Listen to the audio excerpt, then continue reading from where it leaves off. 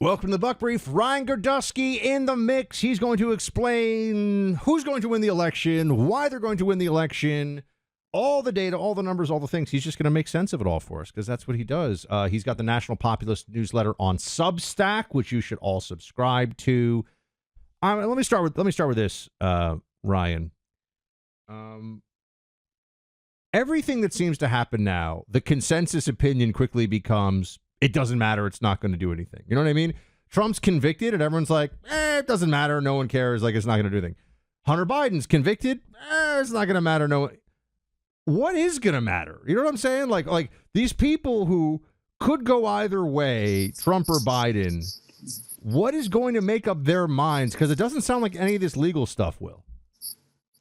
I think the debate will matter a lot. I think that the debate will be, I think it's weird that it's in June. I think it's on a purpose that it's in June.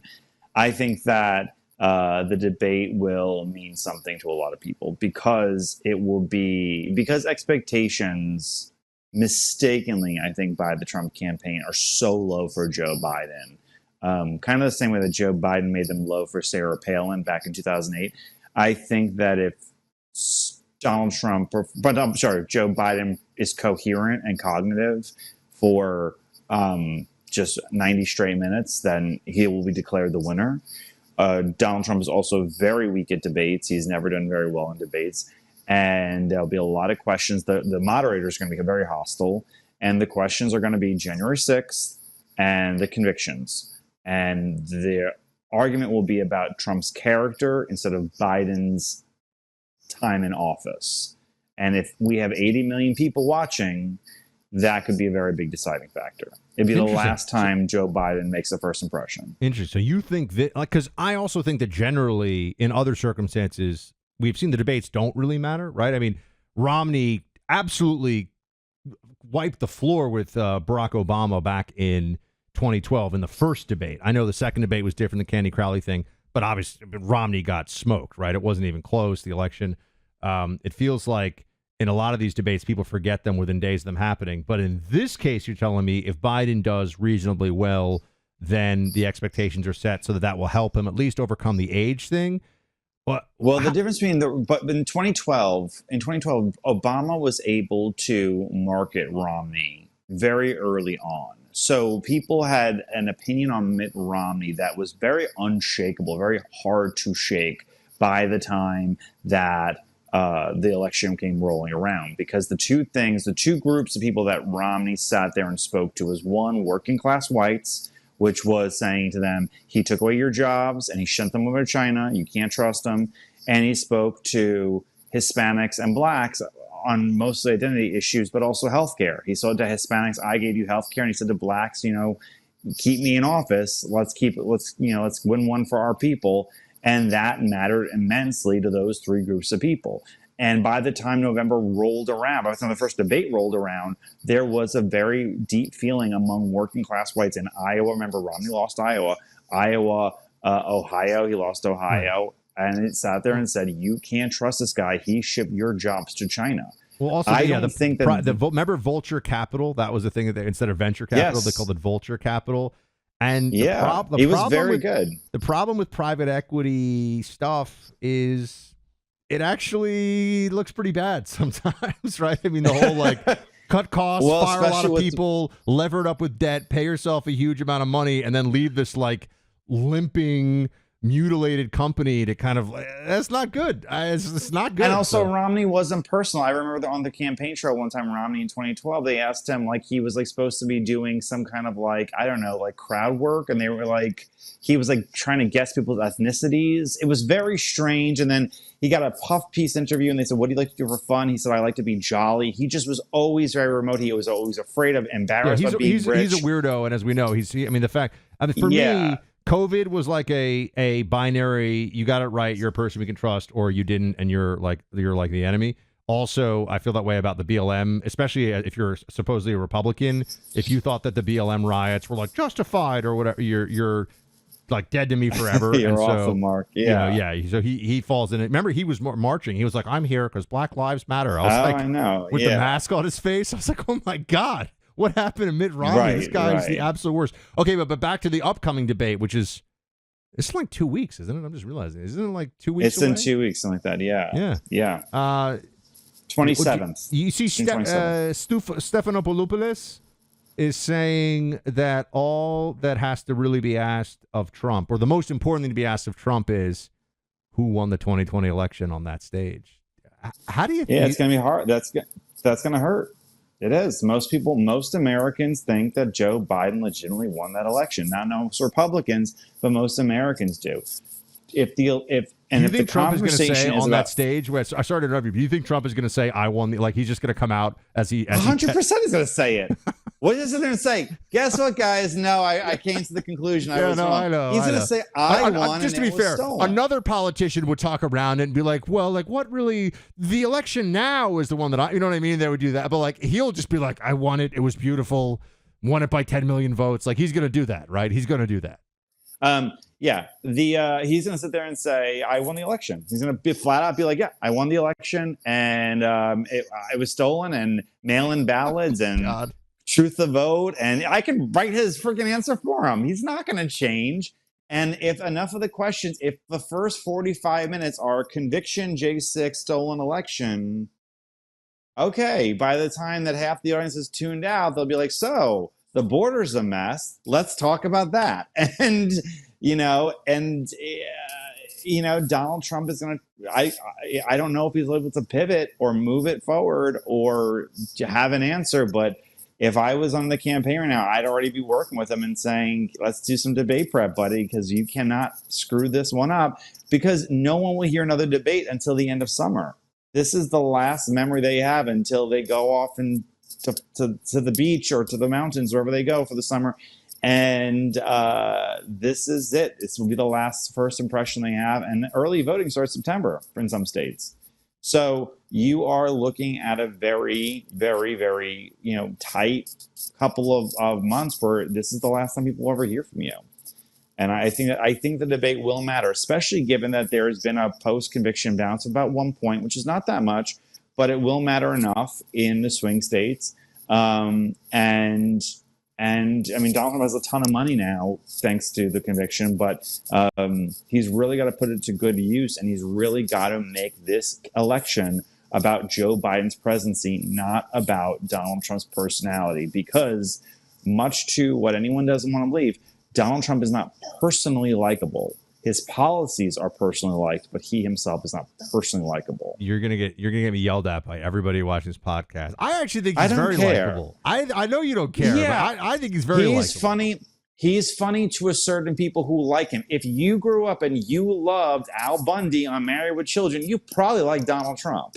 That's probably your sense of humor. If you thought that he was a really gross person, it was not funny, you probably don't think Donald Trump's funny. It's just there's certain group of people that do really find him entertaining and enjoyable.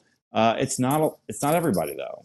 I want to talk about because I don't want everyone to just leave Democrat weakness in different swing states in a moment here. We're gonna reel everybody back in talking about Democrat weakness in particularly Michigan and how that's playing out with the whole Israel-Palestine thing. So I want to get to that. But first up, our sponsor, Porter and Company.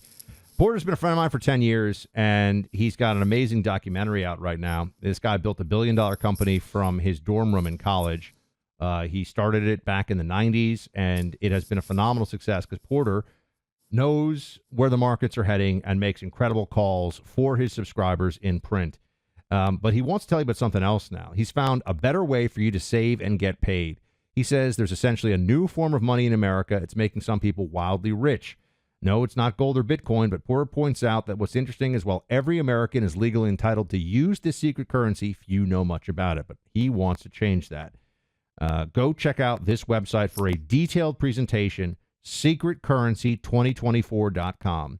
I doubt you'll see this idea or opportunity discussed anywhere else. Porter wants to bring this right to you, this audience. Go to secretcurrency2024.com. That's secretcurrency2024.com. All right, tell me if I'm right or wrong, and I know you will, because even though this is my show, you're still going to be like, no, you're wrong. But really on this one, am I right? Or yeah, you and This Malice. is why I don't get a Christmas card from you. Yeah, at you all. and Michael Malice are the only ones who come on my show and like give me a hard time, and people are like, why that guy's giving you a hard time? But it's okay, we love you. My theory is this: people keep saying, "Oh, Biden's going to lose Michigan because the Muslim vote is going to not vote, the Dearborn, et cetera. They're not going to show up because of Israel-Palestine thing. I keep saying, as the election gets closer, they're just going to be running ads like you got the quote Muslim ban guy with Trump or Biden. They're not going to vote for Trump. Maybe people can argue some of them will stay home, but I feel like there's a lot of whining about this right now. But ultimately, if we're relying on the Muslims of Michigan to, in large numbers, let's say tens of thousands, not come out for Biden because of what's going on in Gaza, I don't know. I don't feel good about that. I feel like they'll still vote for him. I don't think that they're going to abandon the Democrat Party over this. Am I wrong? Do you think they will? I think there's two things. One, in this polling over Muslims in America, they poll Arabs. 40% of Muslims in America are not Arabs; they are right. black. There are 200,000 black Muslims in Georgia. So I would really like to know what the black Muslim population thinks, because that is going to be as important, if not more important, given where they live in swing states, than just the Arabs of Michigan and in Dearborn. I also think it depends on what Arab leaders are really trying to push out and convey. Arab leaders, listen, if Joe Biden loses because the Muslim vote sat out of this election or voted for Donald Trump, the issue of Israel no longer becomes as bipartisan as it once was, forever. Democrats, mass immigration will have changed the issue, and the Democratic Party will no longer think it favorably to support Israel the way that they have. That would be a big win in the long run. If Muslim leaders see that and say this is the chance, and who cares, Donald Trump will be a one-term president for 4 years, and we live through with the first 4 years, I don't know if they'll care. And the problem was, I think your microphone, by the way, is rubbing against your collar and creating kind of a weird distort. Can you hold the wire away? Sorry. Okay. I'm sorry about that. So I think that if they have the perception that they've lived through for 4 more years, what's another 4? When in the long term they can make the most powerful country in the world no longer support their most hated country in the world, being Israel. I think that there's a real possibility, because if the Democratic Party loses because of Muslims, the issue of Israel changes fundamentally the next day. It will no longer be this bipartisan effort to support Israel. It will be the people who in the squad portion of the Democratic Party will expand exponentially and tell you, we told you so, dump Israel. And it's not also the Muslims, by the way. It is like the crystal balls of the country. It is the far left white people. It is people who live in Alexandria. Alexandria, Virginia. Those kinds of people exist outside. I have a shit-lib cousin who Egypt talks too, about, by the way, just to be fair. But yeah. yes, that is 100% true. Alexandria, Egypt as well. But that is, I know I have, one shit-lib relative. She talks about Gaza endlessly. And like that kind of personality, when they need something to grasp onto at all times. I have my version of this, which I talk about on radio at length. So people, why do you think, what is it with, why do left-wing, white, upper middle class, like, live within 10 minutes of downtown DC, the sort of white lib female prototype, double masked during COVID, owns a few cats, doesn't want to get married, has a partner who's a guy. Like, why do they care about Palestine so much? As a partner who's a guy, that's so great. Because they live for their whole entire being is like that. They are the good white. They're standing up for people who just have had everything downtrodden. They're the people who put in this house we believe. It's Black Lives Matter. It's Ukraine. It's some undertrodden people. It's Asian hate. It's whoever is to sit there and say, no, I'm the good white. I promise you I'm the good white. Wow. It's amazing how powerful that notion is. White guilt is everything. White guilt is such an enormous political tool. It has been used by to tremendous effect by the communists in this country. I have to say it's pretty remarkable, but it's a true one. How are you feeling in general about the upcoming election? Just give me your quick rundown, the kind of lightning round. Trump's chances, Senate Republicans, House Republicans. How's it looking? Well, I mean, the thing with Trump right now is he needs. I feel very good in the Sun Belt. I think that there is a very high likelihood that Trump will sweep the Sun Belt. The Biden campaign is all but pulled out of Florida, North Carolina, completely. Texas is not even being considered, and he's definitely on the backbench. Where this election is in the Midwest, and it's particularly among a base election. Do white working class people come out? All this talk over Hispanics and Asians and young black people will not matter in the electorates of Wisconsin, Pennsylvania, Michigan that are 90 to 95% white and black. It's going to be, do white working class people go out? Does he go and speak to them? Does he appeal to them? I keep saying this is why he needs to pick J.D. Vance for vice president so badly, is because he needs someone who can tell his life story and reflect their life story.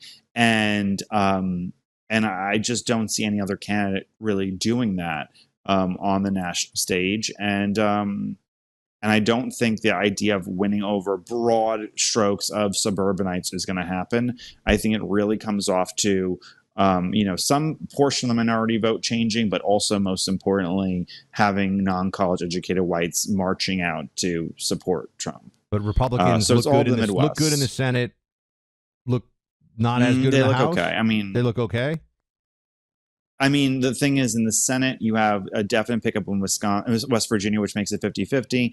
And then you have Montana, which we don't know because he's a very untested name. Bernie Moreno is down pretty substantially, and not pretty substantially, but he's down in Ohio in every poll so far. So maybe we'll pick up. The thing about the Senate candidates is, aside from Larry Hogan and Kerry Lake, they are very unknown quantities. And so their name ID is actually very low. I think that in the poll today, in the Marist poll in Ohio, I think only 67% of the people had heard of Bernie Moreno. So when you have a third of the people have never heard of somebody before, you can really change some people's minds. Kerry Lake and Larry Hogan. Larry Hogan was a two-term governor of Maryland. He's a very well-known and very well-liked entity in Maryland. Kerry Lake ran for governor and became a bit of a political celebrity. She's a very well-known and very disliked person in Arizona. So given that, is Kerry Lake going to lose? Is she going to lose? Yes. Oh, big time. It's going to be a bloodbath. It's like the first 15 minutes of Saving Private Ryan. Yeah. Oof. It's going to be a disaster. She's a enormously disliked personality. She comes off as weird and strange, and she doesn't know which way she's running. She has changed her position on abortion 4 times. She is, she has tried to reach out to moderates and then backpedaled and attacked moderates. She doesn't know which way, and she will be vastly underspent.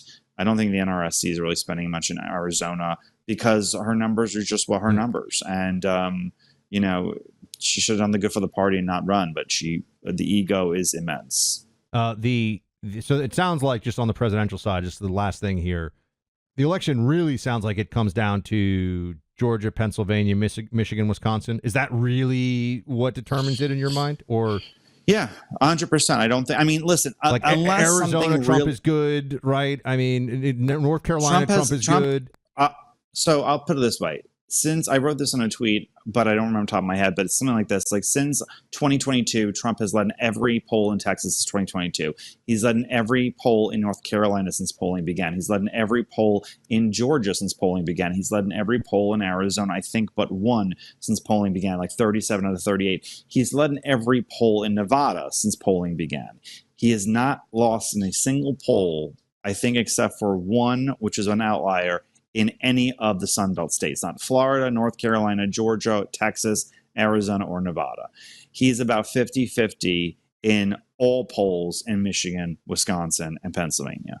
So given that RFK will be on the ballot in all those states, and there'll be a lot of people who hate the vaccine that will be voting, and maybe a lot of black people, by the way, who loved his uncles, that he also has a lot of appeal with.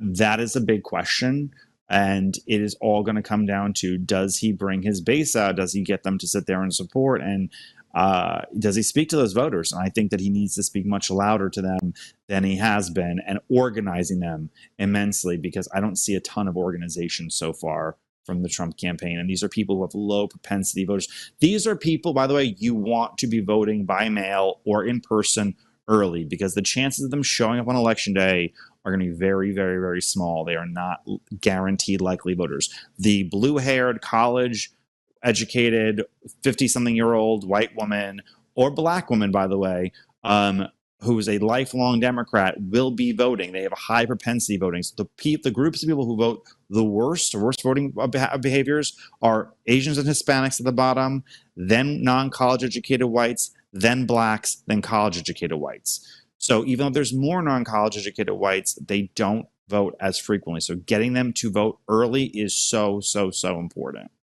Ryan Girdusky, everybody, Thanking their vote. Subscribe to the National Populist newsletter on Substack. Ryan, talk to you more as this comes along. Thanks so much. Thank you.